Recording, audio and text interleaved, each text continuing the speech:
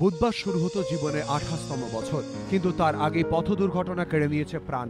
তাই চোখের জলে মেয়ের জন্মদিন পালন করলেন মডেল সোনিকা সিংহ চৌহানের মা বাবা। জন্মদিনে অনুষ্ঠানে উপস্থিত ছিলেন সোনিকার কাছের বন্ধু বান্ধব, আত্মীয় স্বজন। গত 29 এপ্রিল মাঝরাতে পথ দুর্ঘটনায় প্রাণ হারান সোনিকা। দুর্ঘটনার সময় গাড়ির চালকের আসনে ছিলেন অভিনেতা বিক্রম চট্টোপাধ্যায়। ওই ঘটনায় তাকে গ্রেফতার করেছে পুলিশ। 27 বছরই শেষ হয়ে গিয়েছে সোনিকার স্বপ্নের উড়ান, কিন্তু অন্যের স্বপ্নের মাঝে সোনিকাকে বাঁচিয়ে রাখতে চান মা বাবা। Today, our beloved daughter on Sonika's birthday, we can reaffirm our belief that justice will always prevail.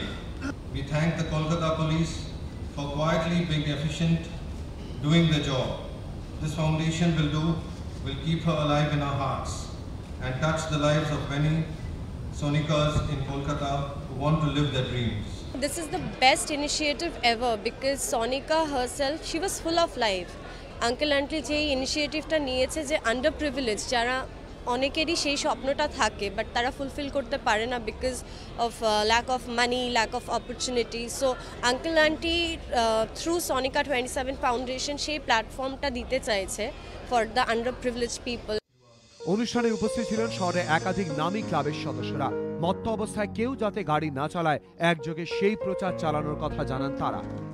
আমরা সব ক্লাবকে আমন্ত্রণ জানিয়েছি এই ক্যাম্পেইনটা জয়েন করতে, কারণ এই ক্যাম্পেইনটার মধ্যে আমরা মনে করি একটা এমন একটা স্ট্রেংথ আছে, যেই স্ট্রেংথ দিয়ে আমরা অনেকটা এই যে দুর্ঘটনাগুলো ঘটছে সেগুলো আমরা কমিয়ে দিতে পারি। অনুষ্ঠানে প্রদর্শিত হয় সোনিকাকে নিয়ে তৈরি তথ্যচিত্র। এদিকে এদিন বিক্রম চট্টোপাধ্যায়ের আগাম জামিনের আবেদন প্রসঙ্গে কলকাতা হাইকোর্টের ডিভিশন বেঞ্চ জানায়, বিক্রমকে গ্রেফতার করে কোনো বেআইনি কাজ করেনি পুলিশ। আগাম জামিনের আবেদন করা হলেও তার মধ্যে বিক্রমের গ্রেফতারি কোনো বেআইনি বিষয় নয়। যেহেতু বিক্রম ইতিমধ্যে গ্রেফতার হয়েছেন, তাই তার আগাম জামিনের আবেদন গুরুত্ব হারিয়েছে। এই মামলার প্রয়োজনীয়তা নেই। বিক্রম চাইলে আইন অনুযায়ী পদক্ষেপ গ্রহণ করতে পারেন। পার্থ প্রতিম ঘোষ ও সৌভিক মজুমদার, এবিপি আনন্দ, কলকাতা।